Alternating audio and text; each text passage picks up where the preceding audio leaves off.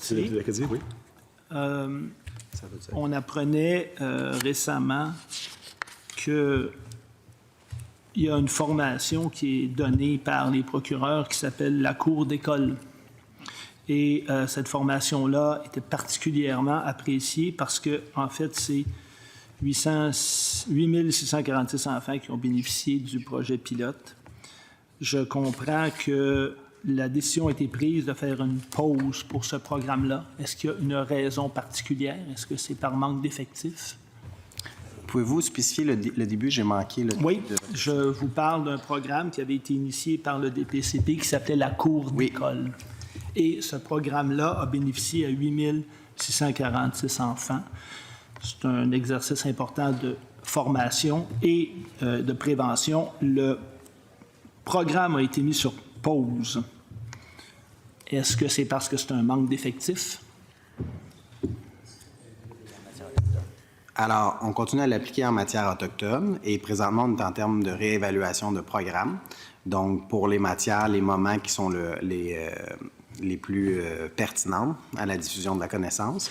Alors, c'est un programme qui a été mis en place de cela il y a quelques années où est-ce que les procureurs vont, durant toute l'année en classe, pour expliquer comment se déroule le cheminement d'une poursuite. Et là, font participer les enfants. Ça fait partie de la vocation sociale du directeur des poursuites criminelles et pénales et du volet éducatif aussi auprès des enfants. Cela étant, on est en cours de réévaluation. Puis c'est important aussi que le DPCP se concentre sur sa mission première en termes de poursuite. Monsieur le Président, effectivement, pour le volet autochtone, le programme de formation est maintenu pour une raison simple, c'est que le ministère a reçu un financement pour ça. Donc, évidemment, il faut qu'il continue. Il ne semble pas y avoir de financement comme tel pour le DPCP.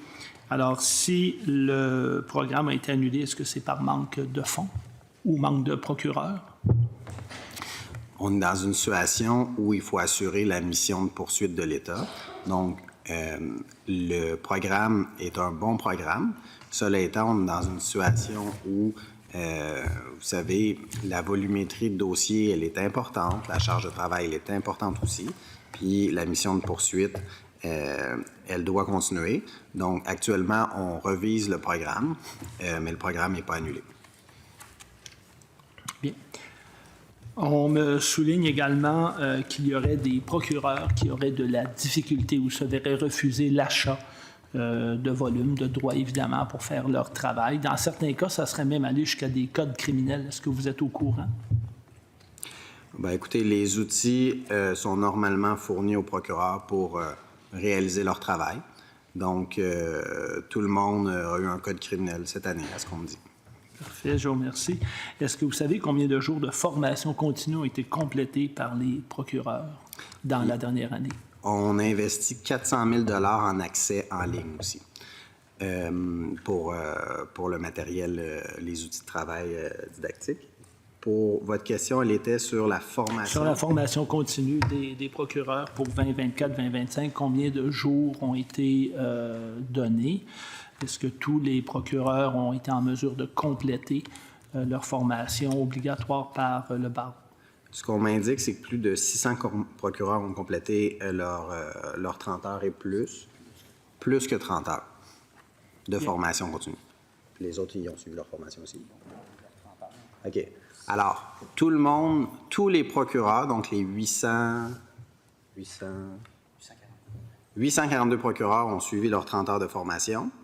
Et parmi ces 842-là, il y en a 600 de ces 842-là qui ont suivi plus que le minimum prévu au règlement de formation continue du barreau, donc plus de 30 heures. Et est-ce que la majorité de ces heures de formation-là sont données dans le cadre de l'École des procureurs? La réponse est oui. Parfait. Merci. Dans le cas de certains dossiers, on a entendu dans les journaux que certains dossiers avaient été réglés rapidement. Êtes-vous au courant? Il est clair que la négociation de plaidoyer existe, là, mais est-ce que, selon vous, les procureurs ont assez de temps pour bien préparer leur dossier, puis après ça, être en mesure de négocier des sentences qui sont les plus appropriées dans les circonstances? Bien, la mission de poursuite et la conduite du dossier des procureurs, ils le font d'une façon qui est indépendante. Alors, on a ajouté beaucoup de ressources au directeur des poursuites criminelles et pénales depuis qu'on est arrivé en fonction. Vous avez pu le constater. Le nombre d'infractions criminelles, il est moindre qu'à une certaine époque aussi. Alors, on est dans une situation où, comme je vous le disais tantôt, les infractions criminelles se renouvellent à chaque année. Hein? C'est pas quelque chose, bien, idéalement, dans notre société, on viserait à ce qu'il n'y en ait pas, mais on n'a pas trouvé encore la recette pour qu'il y en ait zéro. Et je pense que M. le Président, le député de l'Acadie, le sait très bien comme par son activité professionnelle antérieure. Cela étant, les procureurs aux poursuites criminelles et pénales ont les outils pour mener leur charge de travail à bien. Merci.